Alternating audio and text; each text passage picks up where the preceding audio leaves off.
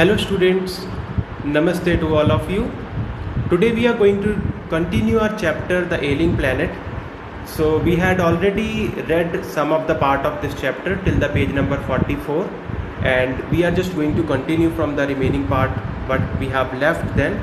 So जिन बच्चों ने अभी तक प्रीवियस वीडियो नहीं देखी है, जिन्होंने ये अभी तक कंटेंट को नहीं स्टडी किया है, I just request them to go through that so that you just get the overview about it and फिर ही आपको ये वाली वीडियो जो है वो थोड़ा ठीक से आपको समझ आएगी. तो मेरी आपसे रिक्वेस्ट है, just go for that video first. उसका लिंक आपको डिस्क्रिप्शन बॉक्स में मैंने दे दिया है, तो वो फर्स्ट पार्ट देख के तब आप ये सेकंड पार्ट पढ़ना.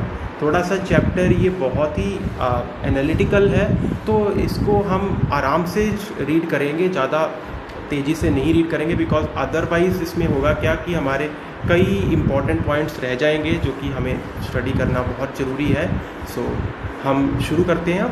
तो ये हम सस्टेनेबल डेवलपमेंट की बात कर रहे थे, तो मैंने आपको कहा था कि सस्टेनेबल डेवलपमेंट का कंसेप्ट हम तब तक अपने माइंड में ना रखें, वहाँ से निकाल ही दें तो बेहतर है, जब तक हम ये सोचते हैं कि हम एक कंज्यूमर हैं. तो जब तक तो आपका माइंड ये सोच रहा है that you are a consumer and you have to consume the things, then don't talk about sustainable development. Sustainable development तब होगा जब हम एक कंज्यूमर मेंटालिटी से ऊपर उठेंगे और जब हम सोचेंगे कि हमने रिसोर्सेज को कैसे मैनेज करना है और किस तरह से बेस्ट ऑफ द बेस्ट उसमें से निकालना है कम रिसोर्सेज को यूज़ करके, सो दैट हमारी आने वाली जो जनरेशन है उसको किसी तरह का कोई नुकसान ना हो. तो चलो अब आगे का पार्ट एक बार हम लाइन बाय लाइन एक्सप्लेनेशन करते हैं. The concept of sustainable development was popularized in 1987. 1987 में ये कंसेप्ट पॉपुलर हुआ था सस्टेनेबल डेवलपमेंट का. इससे पहले इसकी बात कोई इतनी नहीं करता था सस्टेनेबल डेवलपमेंट की. So by the world commission on environment and development. किसने किया? World commission on environment and development. In its report, it defined the idea as development that meets the need of the present without compromising the ability of the future generation to meet their needs. ऐसी बात यहाँ पे हो रही है कि आपने development कैसी करनी है कि प्रेजेंट की नीड्स तो पूरी करनी है, बट फ्यूचर की जो जनरेशन है उसकी नीड्स के साथ बिना किसी तरह का कॉम्प्रोमाइज़ किए हुए. अगर आप उसकी नीड्स को भी यूज़ कर लेते हो, मतलब फ्यूचर के resources you are using in the present, then it would be not considered as sustainable development. तभी मैंने आपको उस वीडियो में कहा था, पिछली वीडियो में, कि सस्टेनेबल डेवलपमेंट तब तक पॉसिबल नहीं है जब तक हम एक कंज्यूमर की तरह सोचते हैं. कंज्यूमर कैसे सोचता है? कंज्यूम करना. भाई हमने पैसे दिए, हमने ज़्यादा से ज़्यादा कंज्यूम करना है.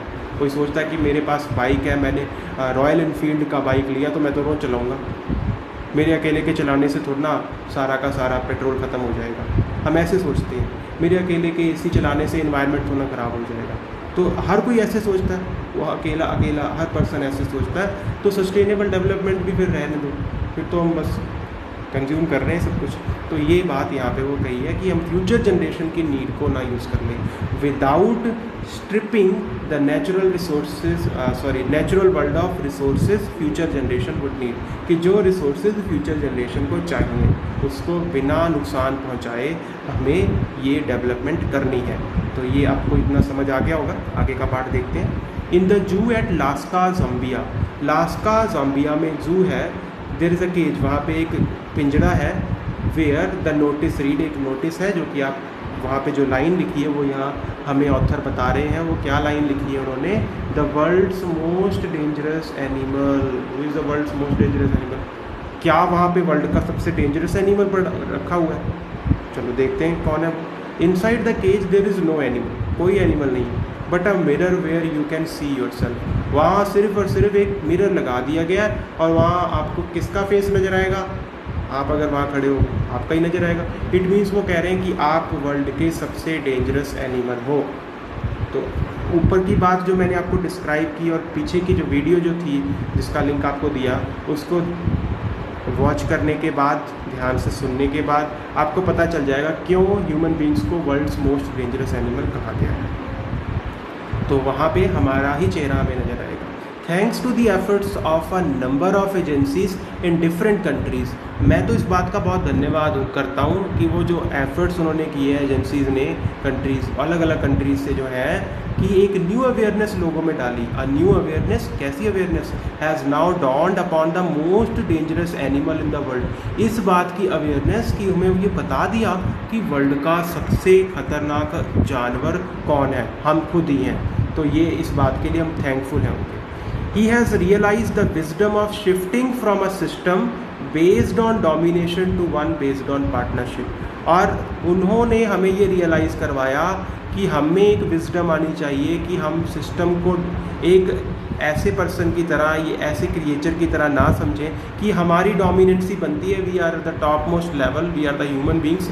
सो जो अर्थ के रिसोर्सेज है उसमें हमारा ही अल्टीमेट राइट है। नहीं, ऐसा नहीं है, हम एक पार्टनर्स की तरह हैं और हम सभी ने मिलजुल कर इस रिसोर्सेज को यूज़ करना है। तो हम एक यूनिट की तरह अपने आप को कंसीडर करें, नॉट एज अ होल कि ह्यूमन बींग्स सबसे टॉप प्रायोरिटी में है, ऐसे ना सोचें। So scientists have catalogued about 1.4 million living species। Scientist ने ये अपनी तरफ से एक कैटलॉग, मतलब कि एक उन्होंने एस्टीमेट लगाया, एक लिस्टेड, एक पूरा का पूरा अपना एक डाटा बता रहे हैं कि एक लिस्ट उन्होंने तैयार की है, जिस लिस्ट में ये पता चला, क्या कैटलॉग है, कि 1.4 मिलियन लिविंग स्पीशीज़ जो है वो हमारी अर्थ में है, मतलब एग्जिस्ट करती हैं, विद विच मैनकाइंड शेयर्स दी अर्थ, जिसके साथ हम अर्थ शेयर कर रहे हैं। बट उनमें से कोई भी इतनी तबाही नहीं मचा रहा जितनी हमने मचा दी है इतने कम टाइम में। So estimates very widely as regards the still uncatalogued living species.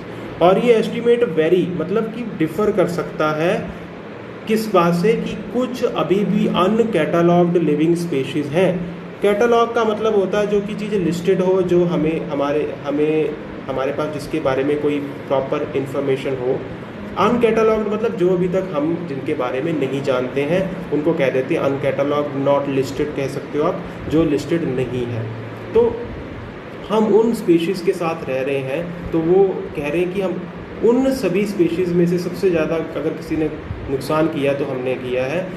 Biologist reckons that about 3 to 100 million other living species still languish unnamed in enigmous darkness। वो एक इनिग्मियस डार्कनेस में है, मतलब एक मिजरेबल डार्कनेस में है जहाँ पे उनका एग्जिस्टेंस भी अभी खतरे में है, क्योंकि हमने रिसोर्सेज को, हमने अर्थ के जो इसका क्लाइमेट है, इसकी जो एनवायरनमेंट है, उसको पॉल्यूट कर दिया, जिससे इनका एग्जिस्टेंस अब खतरे में आ गया है। सो अब इसके आगे का पार्ट देखिए, हम उसको भी थोड़ा सा स्टडी करते हैं। One of the early international commission which dealt inter alia क्या होता है? अमंग अदर थिंग्स, कि one of the early international commission which dealt, जो कि इस बात को डेल्ट करता है कि कुछ अदर चीज़ों के अलावा with the question of ecology and environment was the Brundtland commission. Brundtland commission क्या था बेटा? ये एक, इसके बारे में ये एक पॉपुलरली नोन इंडिपेंडेंट कमीशन था जो कि इंटरनेशनल डेवलपमेंट की बात करता था, और ये इसका मेन एग्जिस्टेंस इसीलिए था कि इंटरनेशनल डेवलपमेंट की को एस्टेब्लिश करने की बात हो रही थी। So one of the early international commission which dealt inter alia का मतलब मैंने आपको बताया, among other things with the question of ecology and environment of the Brent Commission which had a distinguished Indian as one of its member, जिसमें से एक distinguished Indian जो कि member थे और उनका नाम था mister LK Jha. The first Brent report raised the question, क्या क्वेश्चन रेज कर रही है? Are we to leave our successors a scorched planet? क्या हम अपने successors को एक scorched planet मतलब एक खस्ता हालत में प्लैनेट, बहुत मिजरेबल प्लैनेट छोड़ने वाले हैं, जहाँ पे सिर्फ एडवांसिंग डेजर्ट्स हैं, मीन्स दूर दूर तक सिर्फ डेजर्ट्स हैं, मतलब सिर्फ और सिर्फ रेगिस्तान ही है। इम्पावरिश्ड लैंडस्केप, बहुत ही खस्ता हालत में लैंडस्केप्स हैं, एंड एलिंग इन्वायरमेंट है, मतलब बीमार इन्वायरमेंट कैसे? जैसे कि पोल्यूशन है, एयर पोल्यूशन है, उसके कारण ऐसा इन्वायरमेंट क्रिएट हम छोड़ने वाले हैं अपनी आने वाली जनरेशन के लिए। ये क्वेश्चन उन्होंने पूछा उस रिपोर्ट में। किनसे पूछा? हमसे पूछा, हम सभी से पूछा।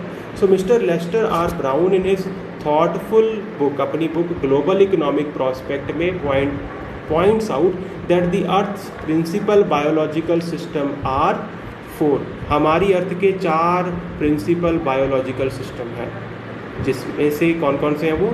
फिशरीज़ है, फॉरेस्ट है, ग्रासलैंड है और क्रॉपलैंड है, and they form the foundation of the global economic system. और जो ग्लोबल इकोनॉमिक सिस्टम है वो इन्हीं के ऊपर टिका हुआ है, मतलब ये उनका बेस है। ये जो 4 पॉइंट्स इन्होंने बताए हैं 4 बायोलॉजिकल सिस्टम के, जो मूलभूत जो फाउंडेशन है उसके बारे में वो बात कर रहे हैं कि हमारा जो इकोनॉमिक सिस्टम है उन्हीं 4 सिद्धांतों के ऊपर, इन्हीं 4 पिलर्स के ऊपर टिका हुआ है। Fisheries, forest, grassland and cropland, in 4 जो हमारे रिसोर्सेज हैं उनके ऊपर टिका है। तो अब इन 4 चीज़ों को, इसका मतलब हम मैक्सिमम एक्सप्लॉइट भी कर रहे हैं, फिशरीज़ को भी एक्सप्लॉइट कर रहे हैं, फॉरेस्ट भी काट रहे हैं, ग्रासलैंड ख़त्म कर रहे हैं, क्रॉपलैंड हम यूज़ कर रहे हैं ताकि हमें अलग अलग तरह की क्रॉप्स मिल सकें। फर्टिलिटी डाउन हो रही है हमारी लैंड की, और फिशेस जो है वो ख़त्म हो रही हैं, फॉरेस्ट जल्दी से डिप्लीट किए जा रहे हैं, ग्रासलैंड ख़त्म किए जा रहे हैं। तो ये रिसोर्सेज हमारे ख़त्म भी हो रहे हैं क्योंकि सारी इकॉनमी इस पर टिकी हुई है।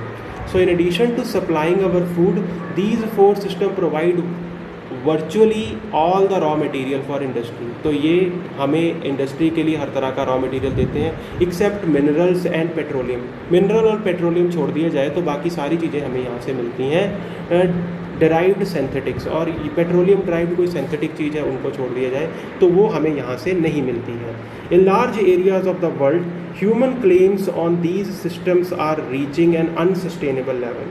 ह्यूमन बींग्स का ये क्लेम है, ह्यूमन ये क्लेम कर रहे हैं कि ये जो सिस्टम है ये आज एक अनसस्टेनेबल लेवल पे पहुंच गए हैं। मींस एक ऐसे लेवल पे पहुंच गए हैं जहाँ पे इनकी प्रोडक्टिविटी जो है वो इम्पेयर्ड हो गई है, डाउन हो गई है। कोई चीज़ है उसका आप एक लिमिट से ज़्यादा यूज़ करोगे तो वो ख़राब होगी।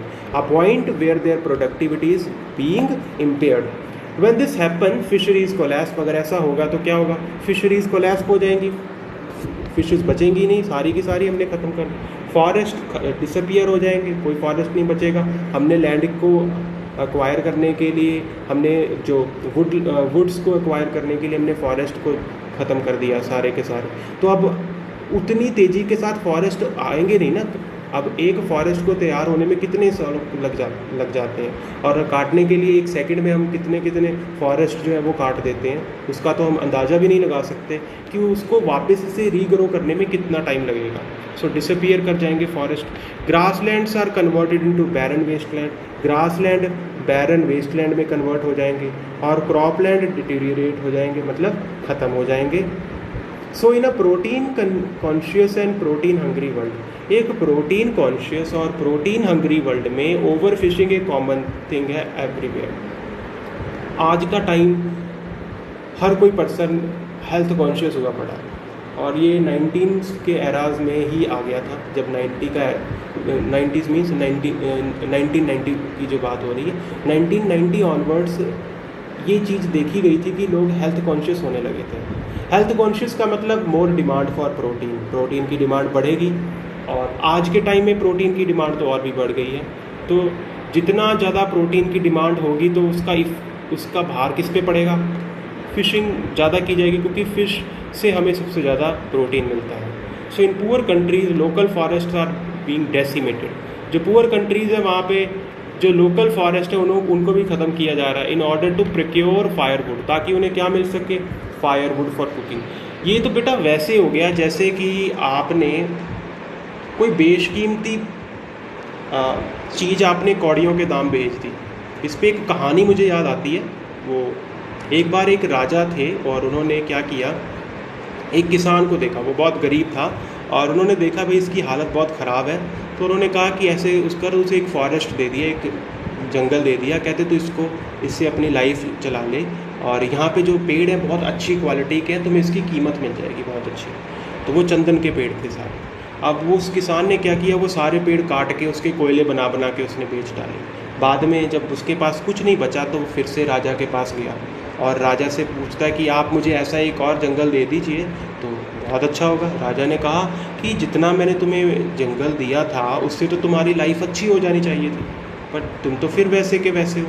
तो वो कहते कि मैंने उन सारे जो आपने मुझे फॉरेस्ट दिया था उनके कोयले बना दिए। मैंने कहा तो बेवकूफ़ है एक नंबर का, वो तो चंदन था।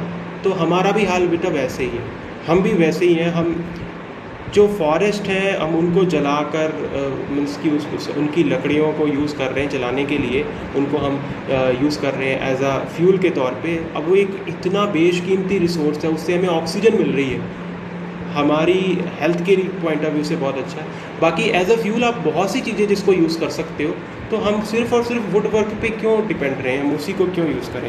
तो फायर वुड और फॉर कुकिंग के लिए ये जो डेवलपिंग कंट्रीज थी, अंडर डेवलप्ड कंट्रीज थी, वहाँ पे उस एरा में 1994 में ऐसा बहुत देखा जाता था। And in some places firewood has become so expensive that what goes under the pot now cost more than what goes inside. कि कह रहे हैं कि जो इतने एक्सपेंसिव हो गए कि what goes under the pot, मतलब जो आपके पास कोई चीज़ जो सेविंग में आ रही है, now cost more then what goes inside, कि जितना आप सेव नहीं कर रहे उससे ज़्यादा तो आप एक्सपेंड कर रहे हो, एक्सपेंडिचर आपका हो गया। मीन्स कि आपका खर्चे बढ़ गए हैं और सेविंग कम होती जा रही हैं धीरे धीरे। तो since the tropical forest is in the word of mister mayor the power house of evolution. क्या है? एक पावर हाउस है एवोल्यूशन का। Several species of life face extinction. बहुत स्पीशीज़ जो लाइफ की हैं वो उन्होंने एक्सटिंक्शन हुई हैं, मतलब कितनी डिफरेंट स्पीशीज़ जो हैं वो कम हो गई हैं, एक्सटिंक्ट हो गई हैं, बिल्कुल ही लुप्त होने वाली हैं as a result of its destruction. किसकी डिस्ट्रक्शन के कारण? फॉरेस्ट, क्योंकि हमने फॉरेस्ट, ट्रॉपिकल फॉरेस्ट भी ख़त्म कर दिए, जिससे कि कई एनिमल्स, डिफरेंट स्पीशीज़ जो थी वो सारी की सारी हमें अब देखने को नहीं मिलती हैं। सो आगे का पार्ट अभी देखते हैं हम। It has been well said that forest preceded mankind. ऐसा कहा जाता है कि इंसान की जो एग्जिस्टेंस है वो फॉरेस्ट से हुई है। एंड डेजर्ट्स फॉलो, बट हमने उनको अब किस में कन्वर्ट कर दिया है? डेजर्ट्स में, मतलब उसको हमने रेगिस्तान बना दिया। The world's ancient patrimony of tropical forest is now eroding at the rate of 40 to 50 million acre a year।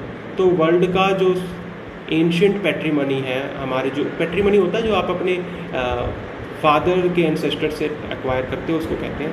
Of tropical forest is now eroding, वो अब इरोड कर रहे हैं eight the rate of 40 to 50 million acre a year। एक साल में 40 to 50 million एकड़ forest खत्म हो रहा है। And the growing use of dung for burning deprives the soil of an important natural fertilizer. और जैसे जैसे डग्स की डिमांड बढ़ रही है, जो काउ डग होता है, जो एनिमल्स डग होते हैं, उसको एज अ फ्यूल यूज़ किया जा रहा है, जिससे क्या हो रहा है कि एक नेचुरल फर्टिलाइज़र जो हमारी अर्थ की जो सॉयल है उसको फर्टिलिटी प्रोवाइड करती है, उसको हम यूज़ कर रहे हैं। वही राजे वाली कहानी आ गई, राजे और किसान वाली, कि हमने बहुत अच्छे रिसोर्स को एक कौड़ियों के दाम उसको यूज़ कर डाला। So the World Bank estimates that a 5-fold increase in the rate of forest planting is needed to cope with the expected fuel wood। वो कह रहे हैं कि जितना हम आज के टाइम में यूज़ कर रहे हैं उसका 5-fold इंक्रीज़ रेट हमें चाहिए फॉरेस्ट प्लांटिंग का, तभी हमारी 2000 में जो डिमांड होगी फ्यूल वुड की वो फुलफ़िल हो पाएगी। So James Speth, the president of the world resources, James Speth जो वर्ल्ड रिसोर्सेज के प्रेसिडेंट हैं, सेड द अदर डे, अगले दिन कहते हैं, we were saying that we are losing the forest. हम ये कहते हैं कि हम फॉरेस्ट खो रहे हैं at an acre a second, but it is much closer to an acre and a half to a second. कि हम कह रहे हैं कि हम एक सेकेंड में फॉरेस्ट जो है वो 1 एकड़ फॉरेस्ट लूज़ कर रहे हैं, पर मैं तो ये कहना चाहूँगा कि हम उसके बिल्कुल नज़दीक हैं जब आधे सेकंड में एक फॉरेस्ट पूरा का पूरा 1 एकड़ का फॉरेस्ट ख़त्म हो जाएगा। सो आर्टिकल, अब देखिए ये तो बात बहुत ही ज़्यादा हमारे लिए एक स्टार्टल्ड कर देने वाली चीज़ है कि कैसे हमने रिसोर्सेज को डिस्ट्रॉय किया है। अब आगे देखते हैं आर्टिकल 48A में क्या कहा है कॉन्स्टिट्यूशन ऑफ इंडिया का, जो कि प्रोवाइड करता है that state shall endeavour to protect and improve the environment. कि स्टेट को कोशिश करनी चाहिए, प्रयास करने चाहिए एनवायरनमेंट को इम्प्रूव करने के, and to safeguard the forest and wild life of country की वाइल्ड लाइफ को सेफ रखने की कोशिश करना, ये स्टेट गवर्नमेंट की रिस्पॉन्सिबिलिटी बनती है। But what causes endless anguish, पर क्या हमारे लिए एंडलेस एंग्विश, नाराजगी का कारण है, is the fact that laws are never respected nor enforced in India. कि इंडिया में ना तो लॉ को कोई रिस्पेक्ट करता है, ना ही इसको कोई इन्फोर्स अच्छे से करता है। For instance the constitution says that casteism, untouchability, bonded labour shall be abolished, ये कहता है हमारा constitution, but they flourish shamelessly even after 44 years of the operation of the constitution. अब ये 44 उस 1994 के कंटेक्स्ट से है कि 44 year of the operation of the constitution की आने के बाद भी आज भी लोग ये सारी करप्शन आज भी है, कास्टिज्म आज भी है, अनटचेबिलिटी आज भी है, बॉन्डेड लेबर आज भी है। मीन्स कि हम जो चीज़ें हमारे कॉन्स्टिट्यूशन में लिखी हैं हम वो नहीं करते, हम उसका उल्टा करते हैं। A recent report of our parliament estimates committee has highlighted the near catastrophic depletion of India's forest over the last 4 decades कि लास्ट 4 डेकेड्स में मतलब आने लास्ट 40 सालों में बहुत बुरी तरह से एक तबाही की तरह से एक फॉरेस्ट का डिप्लीशन हुआ। India according to reliable data is losing its forest at the rate of 3.7 million acre a year, मतलब एक साल में 3.7 मिलियन फॉरेस्ट ख़त्म हो जाता है। Large areas officially designed as forest land, जो कि लार्ज एरिया जिसको कि ऑफिशियली डिज़ाइन किया गया था फॉरेस्ट लैंड के तौर पे are already virtually treeless, but वो अब ट्रीलेस हो चुके हैं। The actual loss of forest is estimated to be about 8 times the rate indicated by government statistic. Government statistic क्या कहता है? 3.7 मिलियन एकड़। तो एक्चुअल स्टैटिस्टिक कह रहे हैं कि वो इसको आप 8 टाइम्स मतलब इसको मल्टीप्लाई कर दो 8 से, ये इसका एक्चुअल स्टैटिस्टिक है कि इतने फॉरेस्ट हमने ख़त्म कर दिए हैं। A 3-year study using satellite and aerial photography conducted by the United Nations warns that the environment has deteriorated so badly that it is critical in many of the 88 countries investigated। ये investigate किया गया कि ये critical state में है 88 countries में, और ये वार्न किया गया है इन्वायरमेंट की डिटीरिएट कर रहा है, फॉल डाउन कर रहा है। There can be no doubt that the growth of the world population is one of the strongest factor distorting the future of human society।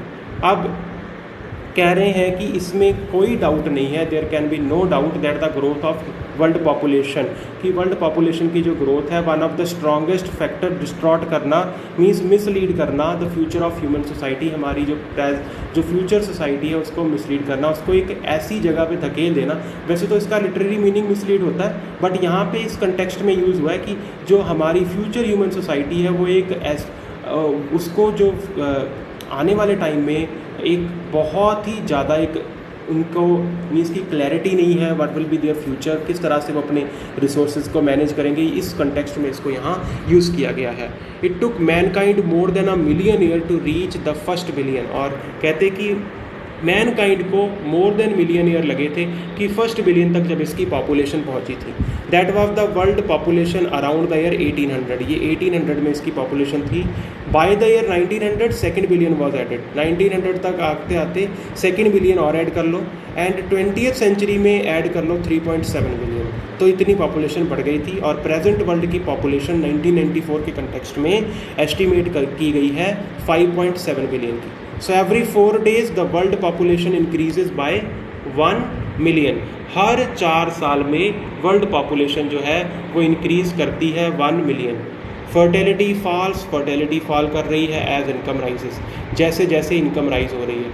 हमने जो हमारी डिमांड्स को फुलफ़िल करने के लिए, प्रोडक्शन बढ़ाने के लिए हमने अर्थ की फर्टिलिटी को बहुत बुरी तरह से यूज़ किया, और आज हमारी जो सॉइल है उसकी फर्टिलिटी ख़त्म हो चुकी है। एजुकेशन स्प्रेड कर दी हमने, नो डाउट, इसमें कोई डाउट नहीं है। हेल्थ भी इम्प्रूव हुई है, बट हमारी अर्थ की जो हमारी लैंड है, हमारी जो सॉइल है उसकी फर्टिलिटी काफ़ी डाउन हो गई है।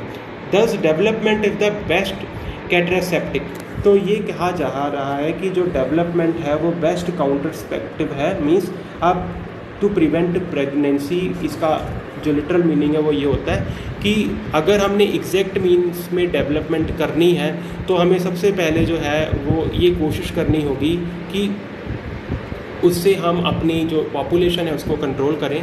और इसको इस कंटेक्स्ट में भी यूज़ कर रहे हैं कि डेवलपमेंट के कारण जो हमारी अर्थ की फर्टिलिटी है वो डाउन हो रही है, इसको इस कंटेक्स्ट में भी यूज़ किया जा सकता है। सेकंड कंटेक्स्ट इसका ये भी हो सकता है कि इसके कारण किस तरह से जो इसको अगर डेवलपमेंट हम अगर रियल में चाहते हैं तो हमें पॉपुलेशन कंट्रोल की ओर ध्यान देना होगा।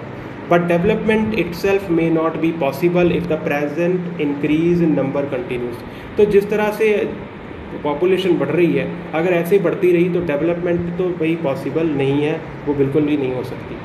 जो अमीर है वो और अमीर होता जा रहा है, गरीब के पास और बच्चे हैं और बच्चे पैदा कर रहा है। So the rich gets richer and the poor begets children which condemns them to remain poor, जो कि उसको इस निंदनीय स्थिति में ले आ गया है कि वो और भी पुअर होता जा रहा है। मोर children does not mean more workers, ऐसा बिल्कुल नहीं होता। ये एक गरीब इंसान ऐसे सोचता है कि जितने उसके बच्चे होंगे उतनी एम्प्लॉयमेंट होगी।